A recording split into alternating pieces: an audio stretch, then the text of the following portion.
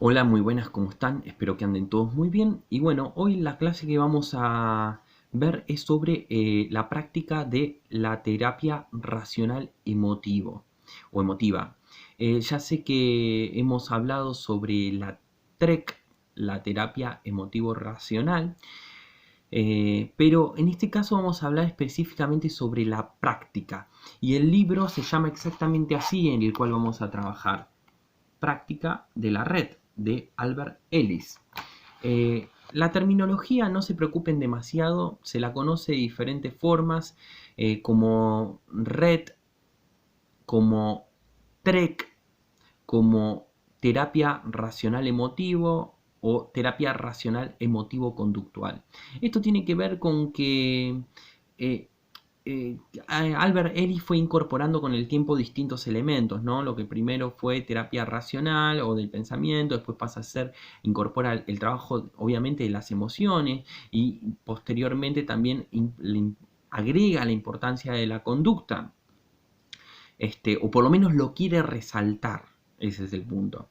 En este libro que les acabo de mostrar, eh, me parece que lo fundamental es que va a versar sobre la práctica, ya no sobre los principios solamente, sino sobre la aplicación o los aportes que la terapia emotivo-racional le da a la psicoterapia individual, a la terapia de grupos, a la terapia de pareja, a la terapia para problemas sexuales, a la terapia combinada con hipnosis.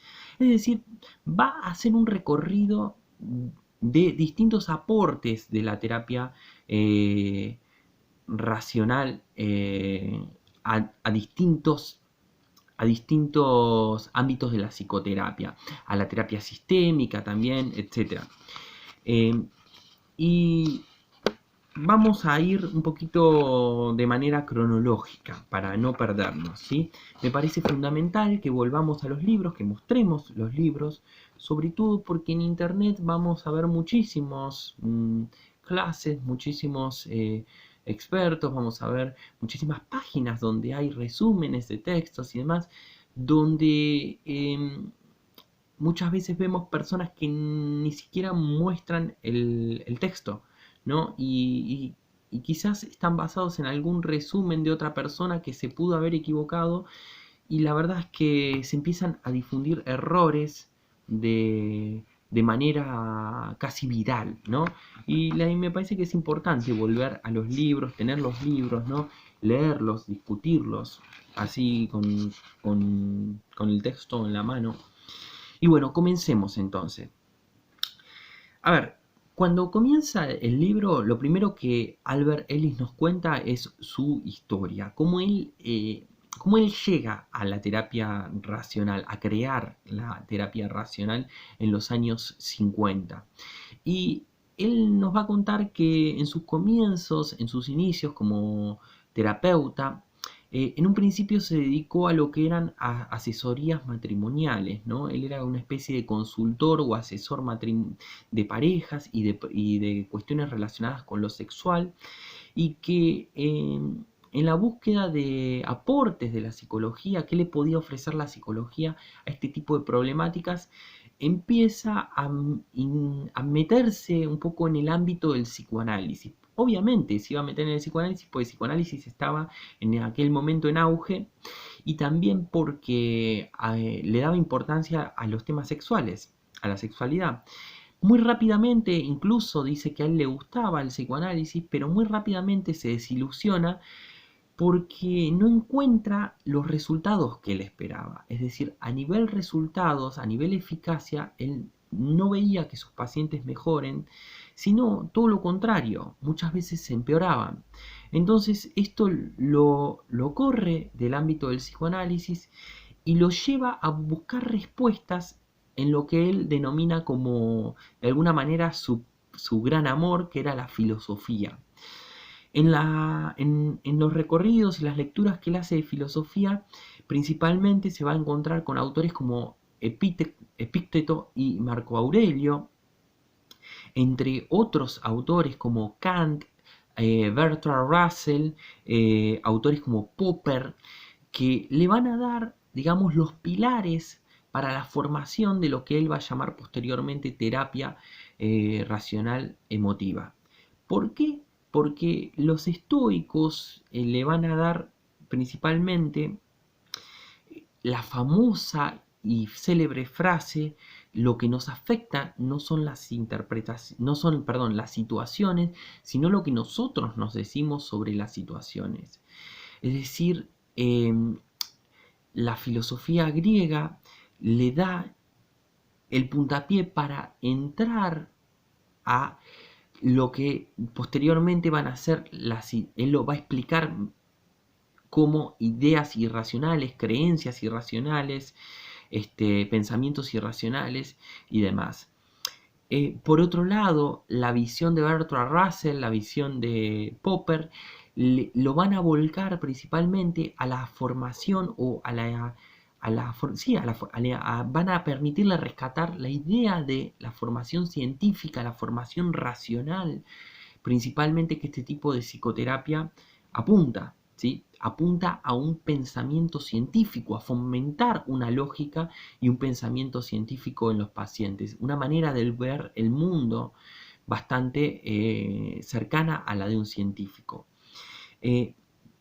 Entonces, el enfoque filosófico es humanístico, apunta a que las personas se puedan realizar sus deseos, ¿no? Puedan sentirse también felices, y puedan también superar los obstáculos de la vida en general.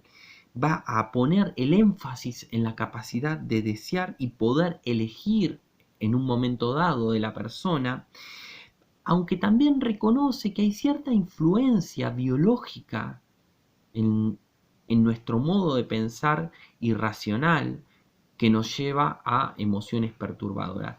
Es decir, básicamente lo que va a decir Albert Ellis es: las personas tienen una tendencia biológica a pensar de manera irracional.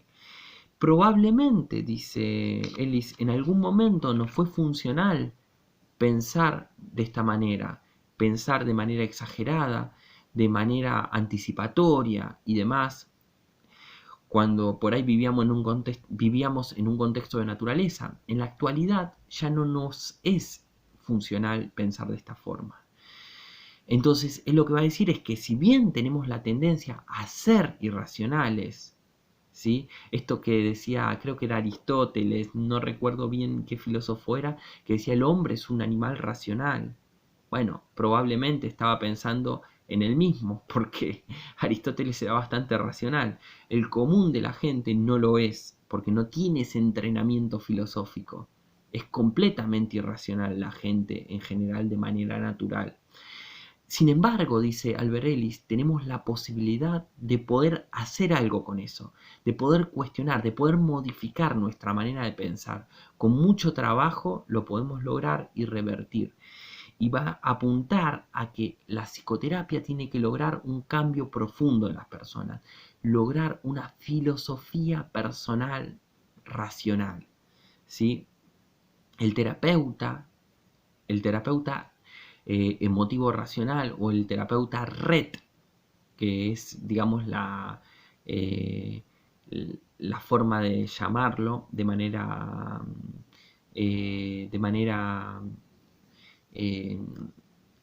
acotada.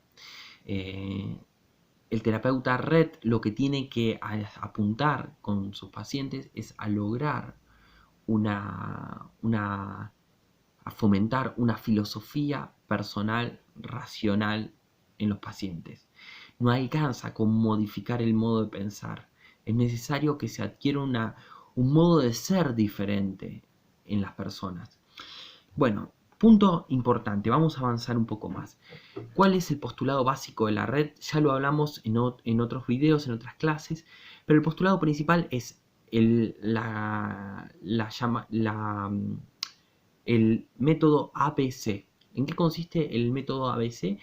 A es la situación, B son la lectura que le damos a esa situación, cómo la pensamos y la entendemos, y C son las consecuencias, que pueden ser conductas disfuncionales o emociones perturbadoras para la persona.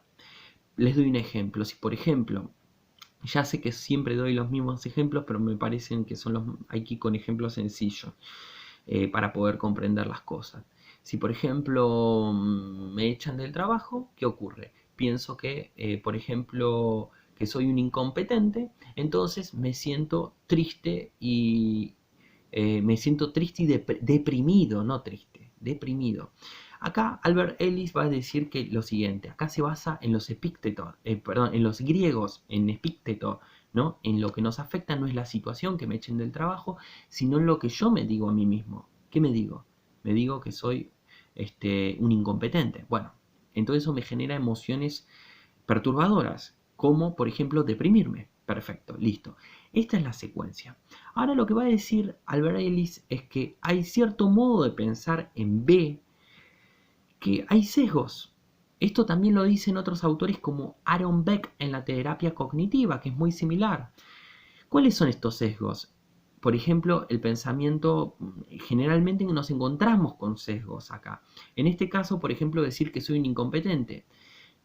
Es decir, o soy bueno en el trabajo o soy un incompetente. Este pensamiento se lo llama pensamiento todo o nada o pensamiento polarizado, creer que las cosas son buenas o malas, blanco y negro, ¿no? Este pensamiento lleva al malestar emocional en general. Sin embargo, no es suficiente, vamos a ver.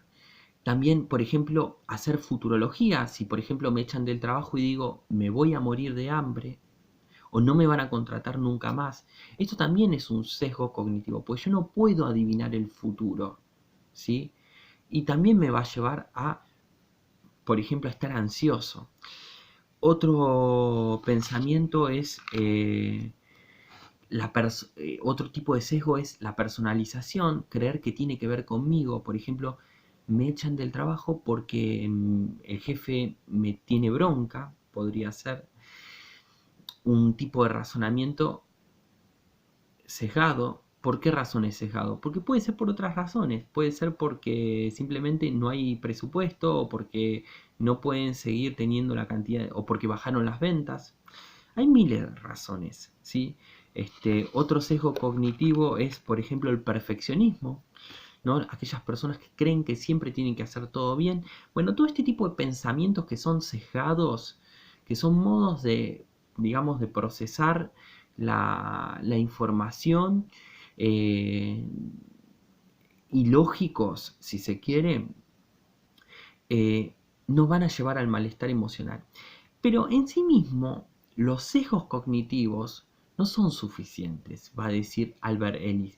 Y esto quiero que presten mucha atención. Él va a decir que en el fondo, si estos sesgos cognitivos y estos modos de entender la realidad se vuelven un problema para la persona, lo son en la medida en que tenemos creencias irracionales. Esto que parece difícil es muy simple. Si por ejemplo yo digo, como dijimos antes, supongamos la situación A es me echan del trabajo, B es la entiendo mediante, tengo algún sesgo de pensamiento como puede ser eh, todo o nada, y en ese momento digo, bueno, entonces me echan porque soy un incompetente, ¿sí? Esto es un sesgo cognitivo porque puede ser por otras razones, y eso a mí me genera una tristeza muy profunda, una depresión, por ejemplo, estar deprimido. Este pensamiento de me echan porque soy un incompetente se vuelve un problema solamente en la medida en que yo crea que debería ser siempre competente en el trabajo. Es decir, el problema no es que yo me piense que soy un incompetente, el problema es que yo pienso en el fondo que debería ser de otra forma, debería ser competente.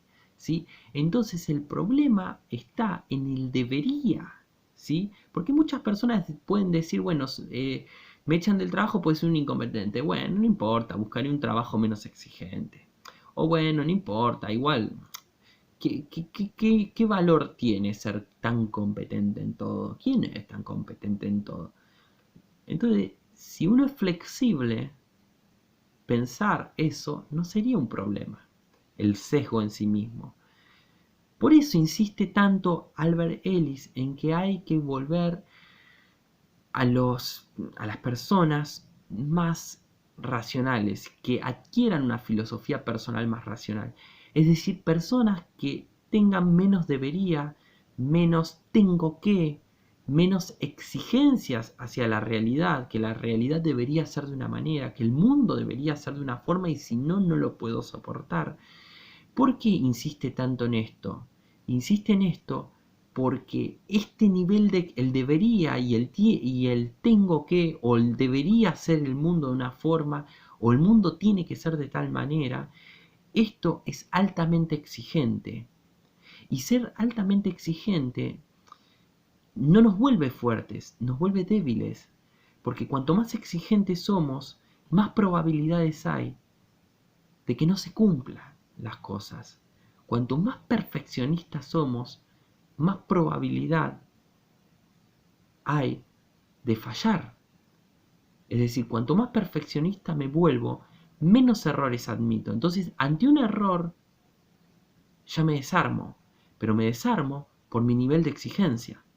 Porque no admito un error. Eso significa ser perfeccionista. Por eso Albert Ellis pone el acento en los tengo que y los debería. Tanto los que implican a la persona como en los que implican al mundo o a los demás. Por ejemplo, la gente debería tratarme bien, la gente tiene que ser de esta forma, el mundo tiene que ser de esta manera, las cosas deberían ser de esta forma, yo tengo que ser de esta manera, por ejemplo, yo tengo que ser competente, yo debo hacer tal cosa, ¿no? Todo esto, todo esto es, digamos, lo que Albert Ellis llama creencias irracionales. Estas creencias de cómo deberían y tiene que ser el mundo es lo que el terapeuta debe combatir. Y lo que debe incorporar es una filosofía racional en los pacientes. ¿En qué consiste una filosofía racional? En suplantar todos los tengo y los debo en la medida de lo posible porque prefiero tal cosa, me gustaría que sea así y si no, buscaré otra manera. Es decir, una persona menos perfeccionista y más flexible y más adaptable a las situaciones. La persona no es fuerte por no admitir errores. La persona se vuelve fuerte cuando admite la posibilidad de los errores y aún así puede seguir adelante. ¿Sí? Esto es importante. Entonces, a lo que tiene que apuntar el terapeuta es a esto. Otro punto importante es no solo en los pacientes apuntar a esto, también en el propio terapeuta. ¿Qué quiero decir con esto? El otro día leía una frase en una página de internet de una terapeuta, le estaba leyendo la página y decía, el terapeuta debe ser de tal manera. Y eso también es una creencia irracional. Muchas veces los terapeutas exigen ideales a los pacientes que ellos mismos tampoco tienen. Son hipócritas en ese sentido. No tenemos que ser hipócritas. El terapeuta tiene que ser un modelo en este sentido. A diferencia de otras terapias, en esta terapia Albert Ellis alienta a que el terapeuta sea un modelo. Es decir, de que el terapeuta también combata los debo y los tengo que. Por ejemplo, los terapeutas muchas veces le piden a los pacientes que combatan los debo y los tengo que, y sin embargo los mismos terapeutas no admiten la posibilidad de fallar, o cuando fallan con un paciente o no pueden ayudar a un paciente, se sienten mal o incompetentes. ¿Por qué? Porque también tienen creencias irracionales, creen que no, deberían ser terapeutas eficaces siempre y en toda circunstancia. Entonces, cuando eso no ocurre, no lo pueden tolerar. Entonces, esos terapeutas son irracionales. Entonces, Albert Ellis dice, esos terapeutas no pueden ayudar a sus pacientes o les va a ser muy difícil. Entonces, la idea es que los terapeutas también sean un modelo a seguir en los pacientes, que los terapeutas también combatan sus propias creencias irracionales y los alienta a esto. Entonces, en la práctica, el terapeuta también tiene que ser, digamos, combatir, ser racional y tener una filosofía racional en general. Así como le dice al paciente que tenga una filosofía racional en su vida cotidiana, el terapeuta también debe tenerla en su vida cotidiana y en el consultorio. Bueno, entonces, hasta acá esto, ¿sí? Les voy a leer algunas cosas importantes. Es una terapia activa y directiva, nos va a decir Albert Ellis. Es importante la psicoeducación. Dos cosas. El terapeuta red no es un terapeuta que se va a quedar callado, es un terapeuta que va a apuntar constantemente a intervenir con el paciente, le va a estar haciendo comentarios todo el tiempo, va a refutar, a debatir con el paciente, mano a mano con el paciente, le va a pedir al paciente que argumente también constantemente. Y otro punto importante es que la terapia, también el paciente va a tener un rol activo dentro de la terapia. Quiere decir que el paciente va a tener que hacer cosas. No se va a quedar callado o hablando solamente. Va a tener que practicar, va a tener que escuchar grabaciones, las grabaciones de la terapia fuera del tratamiento. Va a tener que, por ejemplo, hacer ejercicios, escribir cosas, repetirse frases, bueno, etcétera. Poner a prueba ideas que tiene en la semana, entre semanas. Entonces decimos que es una terapia activa y directiva. Punto número 2. Es importante la psicoeducación. ¿Qué es la psicoeducación? Que el paciente entienda el modelo, que el paciente entienda cómo funciona su problemática. Esto que le decía antes, el ABC, el paciente lo tiene que manejar y no solo lo tiene que manejar. También es importante que quizás hasta lo aplique con otras personas, alienta Albert Ellis. Albert Ellis dice, cuando los pacientes aprenden este modelo, en un principio les es difícil aplicarlos a sí mismos, pero lo ven más claro en otros. Por eso la terapia de grupo es muy buena en la red, dice, porque muchos pacientes pueden ayudar a otros, quizás cuando todavía no aprenden a ayudarse del todo a sí mismos. Entonces aprenden a manejar el modelo, no solo para sí mismos, también para los otros. Es una forma de entrenar también esto y también volverlo un poco filosofía personal, ¿no? Un modo de manejarse con los otros de manera más racional. Bien, como les decía antes,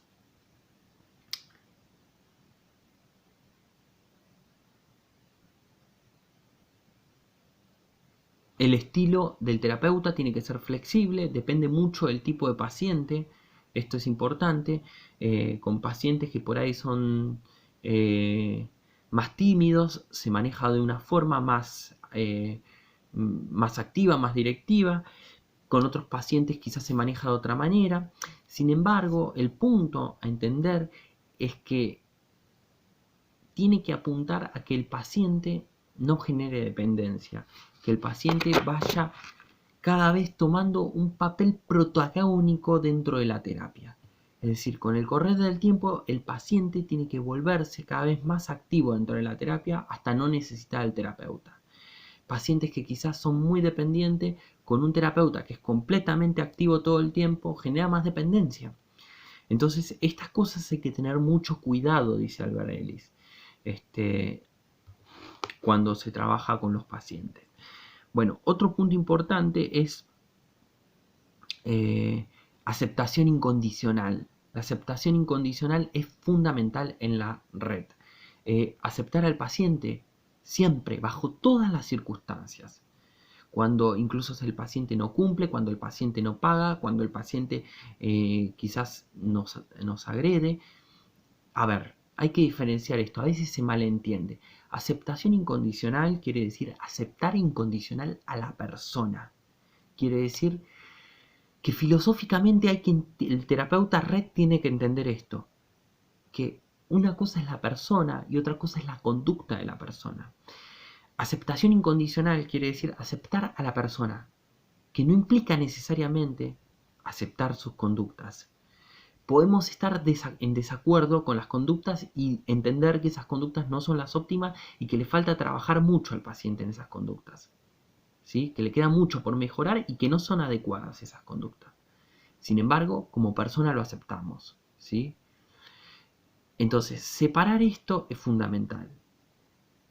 Es decir, quizás un paciente falta y transmitirle esto al paciente. Mira, yo no me voy a enojar con vos, te voy a aceptar siempre. Sin embargo, esta conducta a vos no te va a ayudar ni tampoco a mí. Entonces, me parece que esta conducta la tenemos que mejorar o la tenemos que cambiar. Esta conducta no la podemos aceptar así tal cual. Estas condiciones no se puede seguir el tratamiento, ¿sí? Entonces, castigo la conducta, puedo modificar la conducta, proponer modificar esa conducta, pero acepto al paciente, ¿sí? ¿Por qué? Porque si yo no acepto al paciente, por lo general lo que me voy a encontrar es con pacientes resistentes, con lo que se conoce como antiguamente como pacientes resistentes, es decir, pacientes que se sienten juzgados. Y a lo mejor ese paciente no sabe hacer otra cosa diferente, ¿sí? Es lo mejor que puede hacer con lo que aprendió. Y por lo general ocurre esto. Las personas no son malas de la nada, por decirlo de alguna manera. Las personas no tienen conductas malas con otros de la nada, sino que es lo mejor quizás que saben hacer con lo que aprendieron. Entonces el terapeuta red tiene que tener en cuenta esto, tener claro muy esto, diferenciar las personas de las conductas que las personas tienen.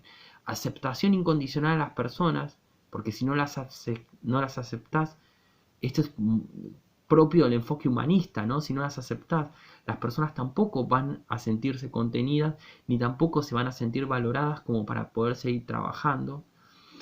Y si el problema es la persona y no la conducta, la verdad es que no tenemos mucho para hacer, ¿sí?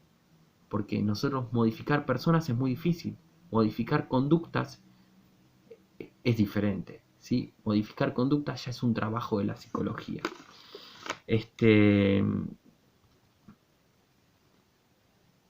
Bueno, vamos a avanzar un poquito más.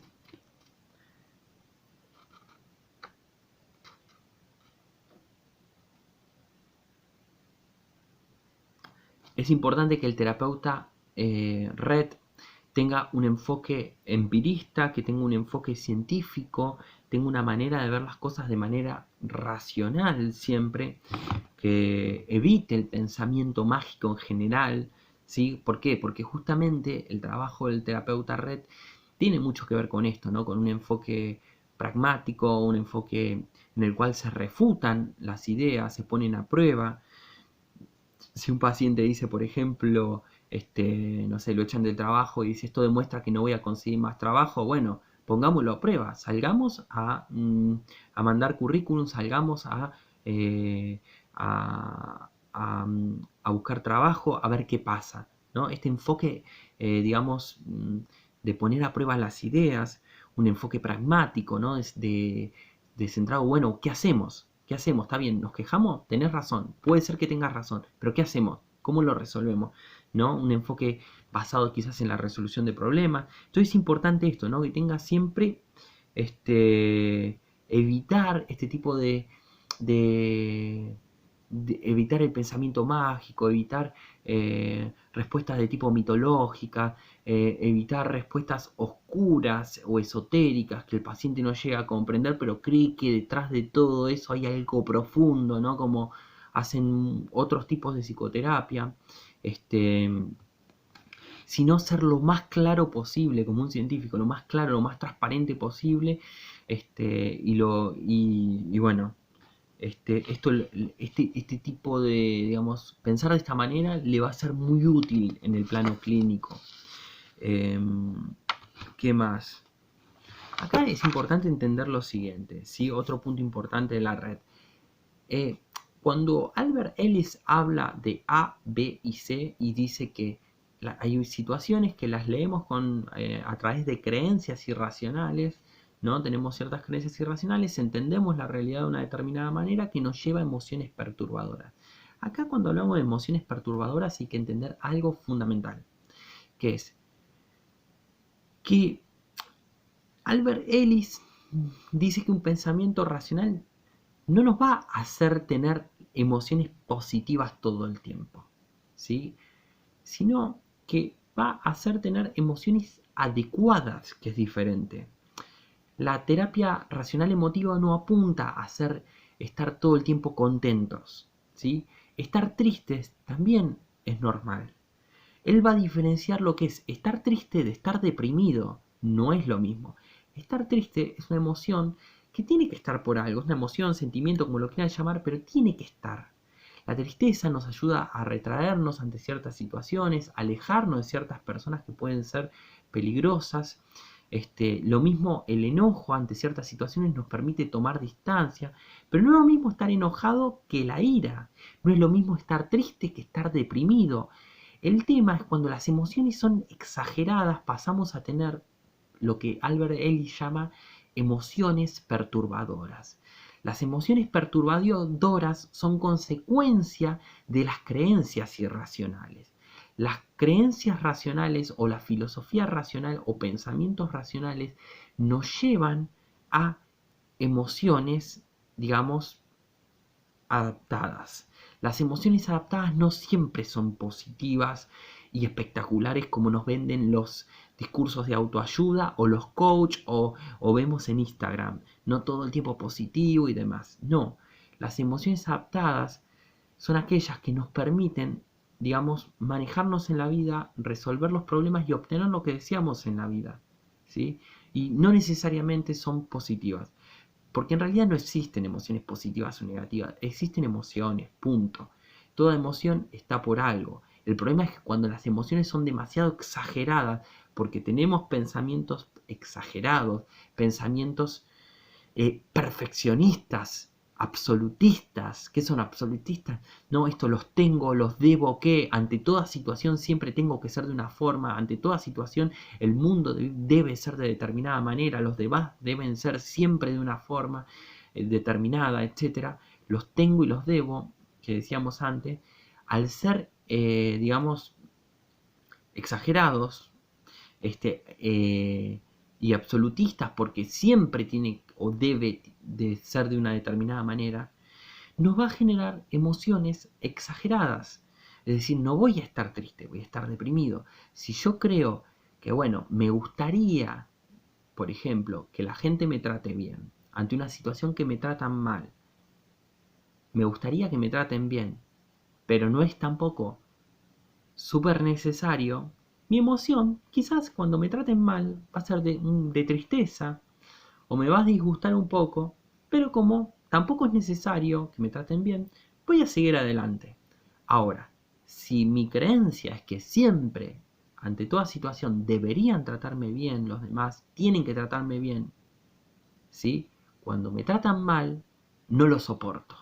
Y por lo tanto, me genera, en vez de quizás de tristeza, depresión o ira, ¿sí? Es decir, emociones mucho más perturbadoras que las otras. Entonces, es importante esto, la terapia emotivo-racional no apunta a erradicar emociones que nos pueden hacer sentir más o menos incómodos, sino que lo que apunta es a no generar más malestar que el necesario para poder resolver las situaciones. Cierto nivel de malestar es necesario. Esto es importante entender.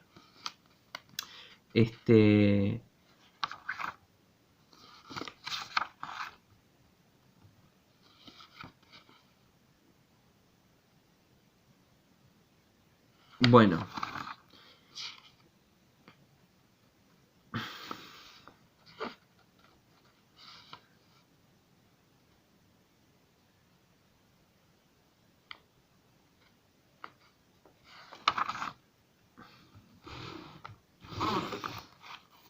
técnicas.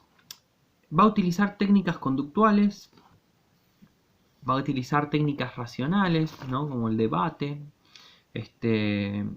Se pueden utilizar cintas, por ejemplo,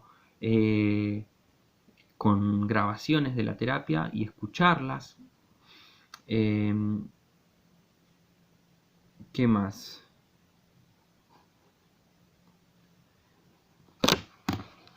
Albert Ellis les aconseja utilizar ciertas técnicas como, por ejemplo, técnicas relacionadas con el yoga, técnicas relacionadas con la meditación también, que dice que si bien puede tener un efecto relajante para la persona, hay que evitarlas porque también funcionan como, digamos, como hacen que las personas eviten sus problemas y dejen de trabajar en terapia. Ese es el punto.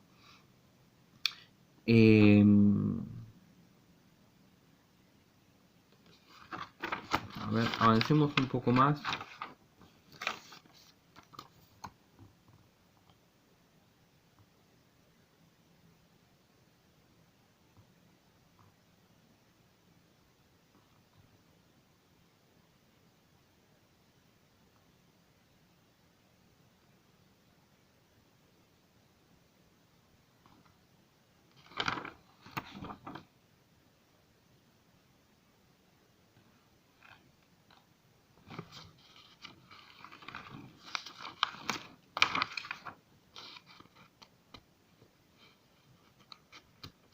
Bueno, el resto del libro, lo que va a hablar básicamente de manera sintética para no extenderlo demasiado, es lo siguiente. Va a hablar sobre los aportes que la red le hace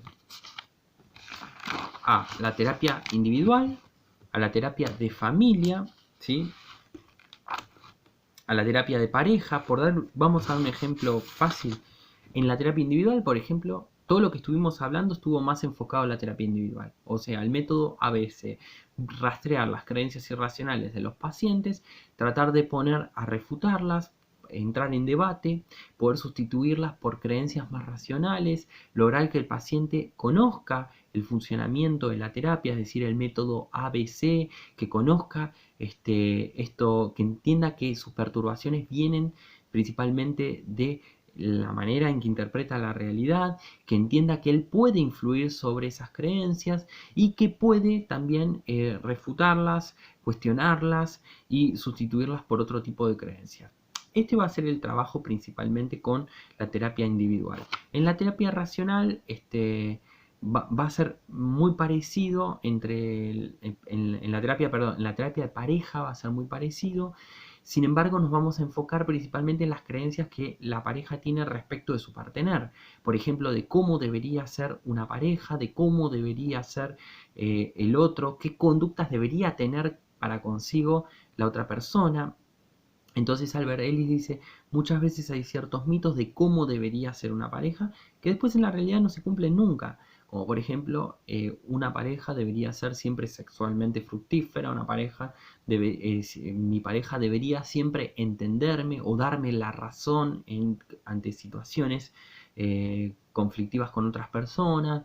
Es decir, hay un montón de supuestos y de creencias que las parejas tienen respecto de lo que debería ser el otro, que muchas veces son irracionales. Ahora, si las creencias son racionales por parte de ambos, ¿sí? Y aún así sigue generando conflictos, no hay puntos de encuentro entre ambos, ahí en esos casos ya la pareja no hay mucho para solucionar. Sin embargo, dice Albert Ellis, es muy importante trabajar estas expectativas irracionales que pueden tener cada una de las partes respecto de la pareja, respecto del otro o respecto de sí mismo, de cómo deberían ser ellos mismos para con el otro, ¿no? Después nos habla también de la terapia familiar y para terminar nos va a hablar también sobre métodos de terapia de grupo, que algo estuvimos hablando, ¿no? Que la técnica de grupo, bueno, obviamente él va a proponer grupos pequeños, entre 10, aproximadamente 10 personas, suelen ser buenos, aunque pueden ser más grandes también. Y en la terapia racional emotivo de grupo, la ventaja que principalmente tiene es para trabajar habilidades sociales, suele ser muy buena. Este, Suele ser muy buena para poner en práctica también lo que ya aprendieron eh, sobre el funcionamiento de la TREC, dándole para hacer como de terapeutas de los otros miembros del grupo, pero de manera supervisada con el terapeuta en ese presente, para poder coordinarlo al grupo. Este, y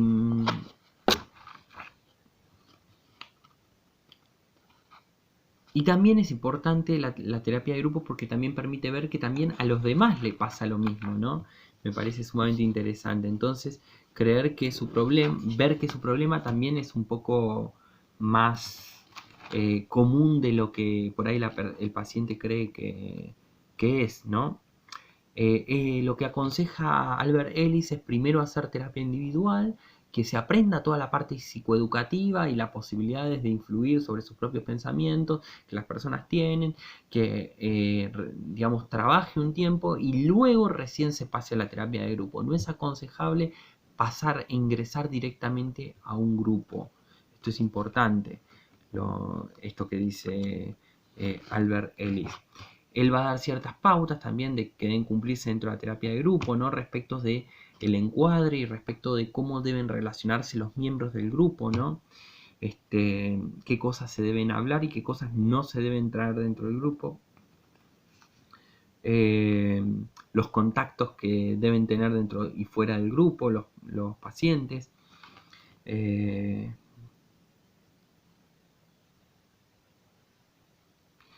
Desaconseja personas que estén demasiado descompensadas, por ejemplo, pacientes con esquizofrenia. Desaconseja también personas con problemas de disciplina, ¿no? Como pueden ser, hay personas con trastorno disocial de la personalidad, suelen ser muy conflictivas dentro, que no pueden respetar las normas del grupo. Bueno, en fin. Y después lo último que va a hablar, también va a hablar de la terapia emotivo racional orientada a la terapia sexual. Bien, va a hablar de distintos métodos. Bien, acá es importante entender lo siguiente, ¿no? Obviamente va a trabajar también los debo, los tengo que, ¿no? Esto, creencias irracionales que pueda haber respecto a la sexualidad. Por ejemplo, tengo que rendir siempre bien en las relaciones sexuales, tengo que ser siempre bueno, tengo que hacer gozar siempre a la otra persona y si no, no me lo puedo permitir o soy un pésimo amante, ¿no? Este tipo de creencias o mitos sobre la sexualidad va a trabajar, o creencias irracionales que hay sobre la sexualidad, va a trabajar. ¿Qué más? Después, bueno, obviamente también se va a valer de algunas técnicas conductuales que han demostrado un montón de eficacia en el trabajo, por ejemplo, en casos de impotencia y demás. Técnicas de condicionamiento operante. ¿Qué más? Bueno, después va a hablar de la utilización de la hipnosis. Él va a decir que se puede utilizar la hipnosis, que él no creía en el funcionamiento, pero que sin embargo falta todavía estudiar un poco. Y finalmente lo último que va a decir es que va a dar una serie de pasos en la cual, en lo que es respecto de cuando finaliza el tratamiento de la terapia emotivo racional. ¿A qué me refiero con esto? Cuando termina la terapia emotivo racional y ya la persona adquiere la filosofía racional, pudo cuestionar estas creencias irracionales y sus emociones perturbadoras, digamos, son mucho más adaptadas a las situaciones. Quizás Cuando pasa 1 o 2 años, como decíamos antes, hay una tendencia biológica a pensar de manera irracional, y hay cierta tendencia natural a pensar de manera irracional. Es muy probable que la persona pueda tener algún tipo de recaídas. Entonces, hay varios consejos que Albert Ellis da. Uno es, por ejemplo, las sesiones de refuerzo. Cada tanto, por ejemplo, cada mes, cada 4 meses, 3 meses, la persona vuelva a hacer alguna sesión. Bien, esto puede funcionar muy bien. Otro punto, voy siguiendo con la vista